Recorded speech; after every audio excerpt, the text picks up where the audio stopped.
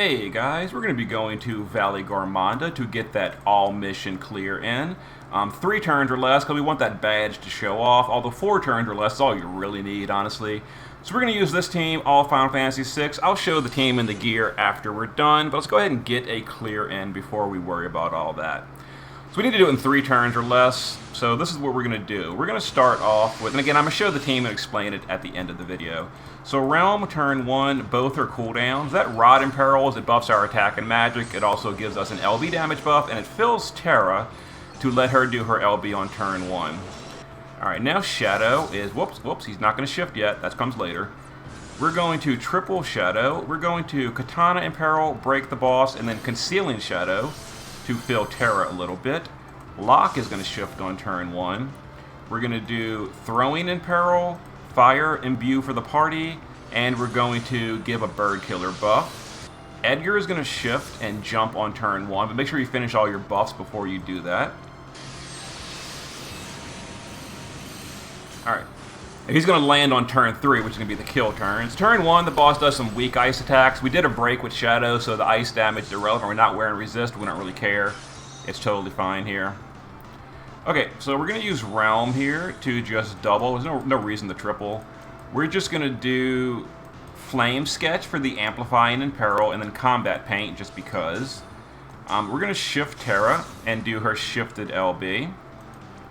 Then we're going to shift Shadow, and we're going to chain SR with his Shurikens. And then Lock is going to do Phoenix and then double Blazing. Okay, so we're going to send Terra, wait, and then send the Chainers. Don't wait too long, though, because SR is pretty slow. So this is going to go ahead and cap it up for us. Okay, nice chunk of damage. As you can see, a little bit less than half on 1 turn. This is going to be a stop. The whole party's immune to stop except for Terra. The boss didn't pick Terra, we're fine. And now we're going to do what we just did again. We're going to use Realm to triple Masterpiece to fill LB gauge on Terra. Then just reload. And now we're going to drop Edgar as well. Now sometimes Edgar's dropping breaks the chain because it's an SR chain. If he drops in the middle of the SR hits, it'll break the chain. Hopefully it doesn't. So we're going to send Terra, send the SR chainers, wait for the chain to build, and drop Edgar. And Edgar should be that last little bit we need to finish off. Alright, the chain didn't break. Outstanding. And there we go. 3 turn clear. So let me go ahead and show you the gear and all.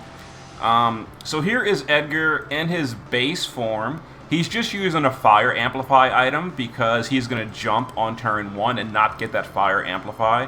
So he's using a Fire Amplify, just Auto Amplify. Whoop. That's all that really matters in the base form. Shift form, he has got Bird Killer and jump damage. He's got 4,800 attack and then as much jump damage as possible. And Bird Killer, he's got maxed Bird Killer and maxed jump damage. And then he is on the Tetrasilphide Esper. Shadow in the base form. Base form is just using a little bit of auto buff with Wisdom of Hest. Shift form is using Katana and Throwing because we're imperiling those. He's using attack power and then lots of Bird Killers. And here's the card he's using. He's got 4,500 attack power. Maxed out Bird Killer. And he's stop immune from Sephiroth's Long Coat that gives stop immunity for the stop on turn 2. Lock in the base form, again, just auto buffing. And then shift form, double throwing for the Imperil, some attack power, Bird Killer. He has Bird Killer naturally, which is great. An attack power card. And again, Sephiroth's Long Coat for the stop immunity. Maxed Bird Killer, and there it is. Terra in the base form is using 1000% fill rate and some Dragon's Brush for the autofill. We want to get her LB good to go twice in a row, so there we go. 1000% fill rate, auto buffing. And now, we didn't actually need to fill her that much on turn 1 with the autofill because Realm could have done 2 masterpieces on turn 2, but we did need some drops on turn 1. Shift form, using a Rod for the Imperil, her Chronicle weapon. And she does have 6 auto limit minimum. So 6 auto limit, 3 from the Chocobo accessory, 3 from the Lion's Heart. That way she can get her LB guaranteed on turn 3 by a triple Masterpiece sketch. Although we did get some drops on her, so we actually were overboard there. Maxed LB, maxed Evo, 270 Esper damage. She did the majority of the damage here. And then Realm, she was a Provoker, Super Ribbon for the stop immunity on turn 2. So everyone was stop immune. Edgar was in the air. Realm, Shadow, and Locke were immune to stop, and then Terra was not. If she had gotten chosen for stop, sad face, but she wasn't, so we're fine. It was only a 1 out of 4 chance it picked her. If so, you can just retreat and come back in if she gets stopped. Anyway, passive provoke. Technically, she's using, I think, like 70% evasion, 80% evasion. I'm not even sure if the boss does physical attacks, but just in case. And then some auto healing. And yeah, that was the team. Let's go ahead and see the damage breakdown. We can see who did what. I can promise you already, though, Terra did the majority of that. Edgar did a nice chunk as well, and then Shadow and Locke were chainers.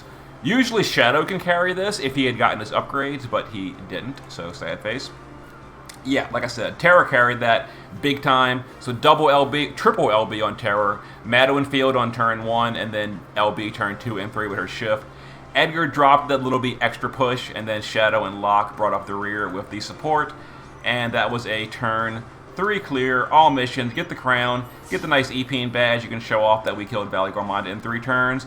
Although the only thing you're really showing off is that we pulled Terra, as you can see. Yeah, owning Terra is a big deal for that. If you have Terra, not a problem. If you don't have Terra, yeah, big sad face. I will be trying to figure out budget runs for this later, but for the rest of this week, I am just focused on Dark Visions. So probably like next week when things have calmed down from this hurricane, I will probably go back and try to do a more budget run. Although, just, forewarning, this is probably not doable in 3 turns without Terra. So the budget run is going to either have Terra and maybe still do it in 3 turns, or not have Terra and definitely not get a 3-turn clear.